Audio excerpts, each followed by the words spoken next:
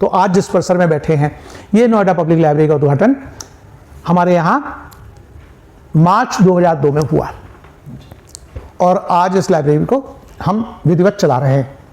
है प्राधिकरण का यह पुस्तकालय, लेकिन प्राधिकरण ने हमें इसकी प्रबंधन की जिम्मेदारी दी है और हमारे वॉलंटियर्स इसको कर रहे हैं। इसी तरह हमारा अंतिम निवास, यहाँ कर्नल विजय थापर का देहांत हुआ, उसमें लोकमंच की बहुत बड़ी भूमिका रही कि कारगिल युद्ध का वो हमारा शहीद नौजवान था, मात्र 24 वर्ष की आयु में शहीद हुआ, शादी भी नहीं हुई थी। उसके पिताजी माता जी यहाँ रहते हैं 29 सेक्टर में, कर्नल वीएन थापर, और उसकी माँ तृप्ता थापर, वो रियान स्कूल में पढ़ाती थी, शिक्षिका थी। तो जैसे ही हमें जिलाधिकारी मनोज सिंह ने बताया कि महेश जी इनका देहांत हो गया है, हम लोग वहाँ पहुँचे और उसका संस्कार, तब अंतिम निवास का प्रबंधन हमारे पास नहीं था। हमारे लोकमंच के जो पहले जिनके थे, हमने नाम लिया हरिभाई लालवानी, वो पान के मसाले के थे, उद्योग था, उनके पास प्रबंधन था। तो हम जब उस संस्कार में गए तो शहर ने एक इतिहास बनाया, लोकमंच ने लोगों तक जोड़ा करा, 1 लाख लोग उस संस्कार में गए। जब गए तो वो रास्ता तब था ऊपर जमुना के ऊपर पुस्ते पे बना हुआ पीछे का अंतिम निवास का रास्ता, खरड़ खरड़, और वहाँ बिल्डिंग मटेरियल सप्लायर बहुत रहते थे। जब 1 लाख लोग गए हैं तो कैसे पता नहीं, जंगल था पूरा अंतिम निवास, वहाँ झाड़ियाँ थी, सांप बिच्छू भी थे, लेकिन नागरिकों ने किया। उसके बाद हमने एक प्राधिकरण चिट्ठी लिखी कि अंतिम निवास की व्यवस्था अगर दी जाए तो हम अपने कार्य सेवकों के माध्यम से इसमें जो भी बढ़िया से बढ़िया सेवाएं होंगी देंगे। 2002 जून में अंतिम निवास के प्रबंधन की हमको जिम्मेदारी मिली और आज अंतिम निवास जो है वो सारे नगरवासियों के सामने है, पूरी सड़कें हैं। जब हमारे पास आया था ये प्रबंधन 2002 जून में, तो मैं बताऊं, जब कुछ संस्कार के आते थे तो कुछ मिलने वालों ने कहा कि भाई साहब ऊपर की उबड़ खाबड़ वो पुस्ते की जो रास्ता है, वहाँ से जब मैं अपने पिताजी को लेके जा रहा था तो मुझे लगा कि संभवतः हम भी अपने पिता के साथ पहले यमलोक की रास्ते से जा रहे हैं और तब हम पहुँचेंगे अंतिम निवास। मेरे दिल को छुई ये बात, मुझे लगा कि कितने शर्म की बात है कि अंतिम यात्रा के समय भी परिवार धक्के खाता हुआ, हिचोले खाता हुआ पहुँचे। किस बात का प्रबंधन है? मैंने फिर खत किताबत की, परसों करा, अगले 2-3 साल में वो सड़क बनी। आज तो 44 सेक्टर और 125 सेक्टर पूरा एमआईटी यूनिवर्सिटी और पूरा जो कॉर्पोरेट वर्ल्ड है वो वहाँ है, और अंतिम निवास का रास्ता हुआ। हरियाली पे जोर दिया। आज उस 13 एकड़ के परिसर को आप कहीं भी खड़े हो तो पूरा देख सकते हैं। सांप बिच्छू तो कोई नाम नहीं है, जहाँ आदमी चलते हैं वहाँ घातक जानवर स्वयं ही चले जाते हैं। उन्हें लगता है शायद उनसे घातक इंसान आ गया है, इसलिए वो खुद ही पलायन कर जाते हैं वहाँ से। तो ये अंतिम निवास हमारा था। इसी राह में शिक्षा की दिशा में, हाँ, शिक्षा का शुरू से हमें इंटरेस्ट था।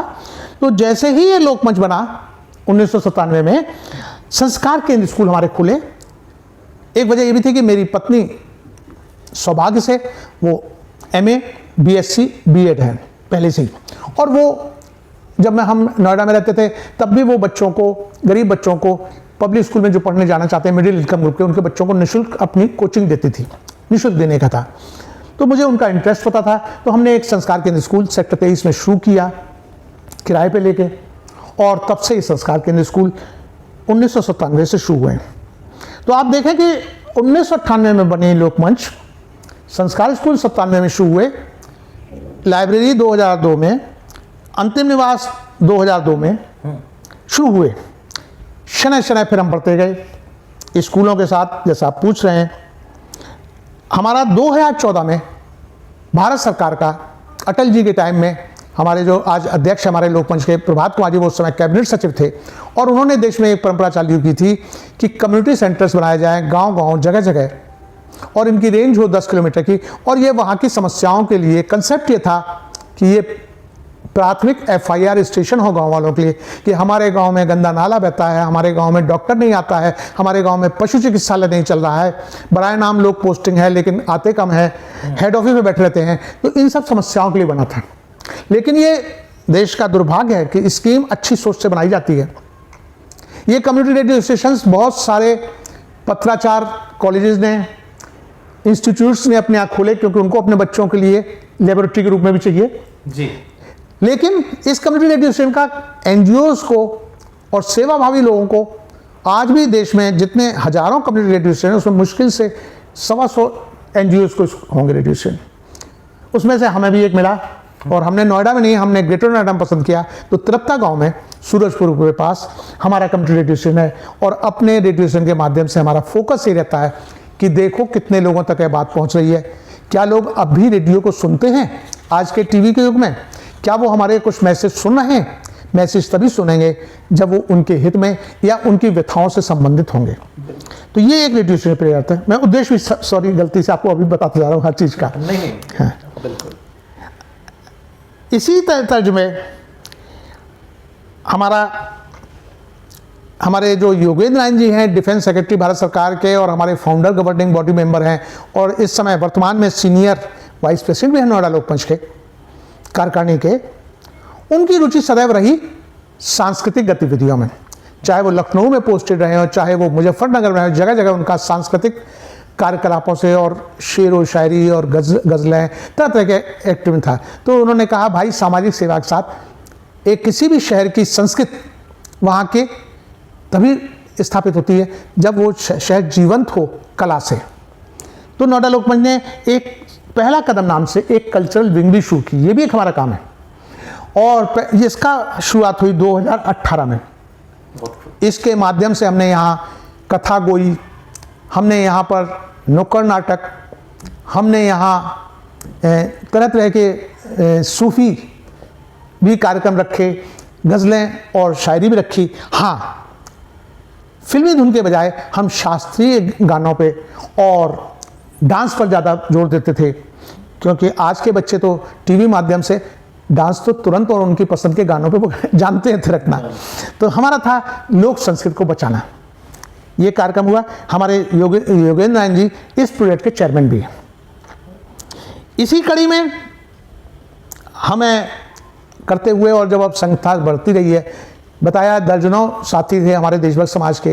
लोकमंच शुरू हुआ 100-150 लोगों से, धीरे धीरे वॉलंटियर्स बढ़ते गए, सदस्य भी बढ़े, कार्यकर्ता बढ़े और नियमित रूप से नाम मात्र के मानदेय पे आज कर्मचारी भी हैं। कम से कम 100-125 तो हमारे साथ साथी हैं जो नियमित रूप से काम कर रहे हैं प्रोजेक्ट्स पे।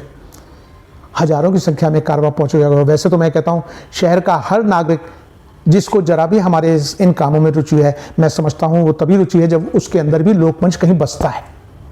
तो आज ये कारवा बहुत बड़ा बन गया है और जितना कारवा बढ़ रहा है उतना ही मैं महसूस कर रहा हूँ कि हमारे ऊपर दबाव बढ़ता जा रहा है, कहीं हमसे कोई छोटी सी भूल ना हो जो लोगों के विश्वास को कम कर दे। और जो कुछ हमारे काम की जड़ है वो है लोगों का विश्वास। बहुत खूब महेश जी, आपने अनेक विषयों पर प्रकाश डाला और मैं समझता हूँ न केवल आपने नोएडा लोकमंच की यात्रा के विषय में बताया, बल्कि आपने बहुत सी ऐसी चीज़ें भी बताई जिन्होंने कहीं कहीं हमें भाव विभोर कर दिया। चाहे वो हमारे एक सैनिक का बलिदान हो या चाहे एक ऐसे बेटे की आवाज़ हो जो अपने पिता को अंतिम यात्रा के लिए ले जा रहा है। और अंतिम निवास में मैं भी गया हूँ और मैंने देखा है कि अंतिम निवास वास्तव में एक इतनी खूबसूरत उसको जगह बना दिया गया है इस समय। उसकी जो कनेक्टिविटी है, उसमें जो पार्किंग की सुविधा है, उसमें जो इलेक्ट्रॉनिक दाह संस्कार की सुविधाएं हैं, पानी की सुविधाएं हैं, वहाँ पे मोर आप देख सकते हैं, वहाँ पे कमल खिले हुए हैं। तो मैं समझता हूँ कि नोएडा लोकमंच का जो मैंने समझा कि न केवल प्रयास रहा किसी चीज़ को, किसी सेवा को उपलब्ध कराना, अभी तो उसको एक सुंदरता के साथ, उसको एक पूर्णता के साथ उपलब्ध कराने का भी प्रयास नोएडा लोकमंच ने किया है।